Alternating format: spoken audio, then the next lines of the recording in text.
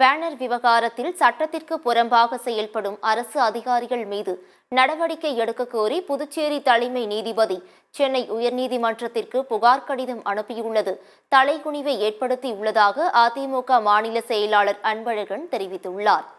புதுச்சேரி அதிமுக தலைமை அலுவலகத்தில் செய்தியாளர்களை சந்தித்த அவர், பேனர் விவகாரத்தில் துணைநிலை ஆளுநர் சம்பந்தப்பட்ட அதிகாரிகள் மீது ஒழுங்கு நடவடிக்கை எடுக்க வேண்டும் என வலியுறுத்தினார். கனமழையால் பாதிக்கப்பட்ட ரேடியார்பேட் உள்ளிட்ட பல்வேறு பகுதிகளைச் சேர்ந்த குடும்பங்களுக்கு அரசு 25,000 ரூபாய் நிவாரணம் வழங்க வேண்டும் என்று அவர் கேட்டுக்கொண்டார். தற்போது மழைநீர் தேங்கியுள்ள பகுதிகளை கவனத்தில் கொண்டு போர்க்கால அடிப்படையில் அந்த பகுதிகளில் முன்னெச்சரிக்கை நடவடிக்கைகளை எடுக்க வேண்டும் எனவும் அன்பழகன் கூறினார்.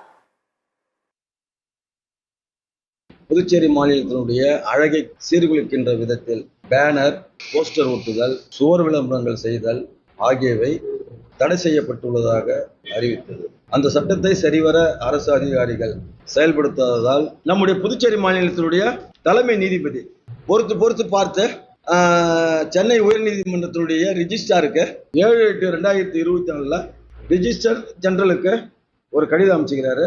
10 டிபார்ட்மெண்ட் அதிகாரிகள் மேல உரிய நடவடிக்கை எடுக்கணும்னு சொல்லிட்டு ஒரு கடிதம் அமைச்சு அந்த கடிதத்துடைய நகலை இந்த 10 துறைக்குமே அமைச்சுக்கிறாங்க.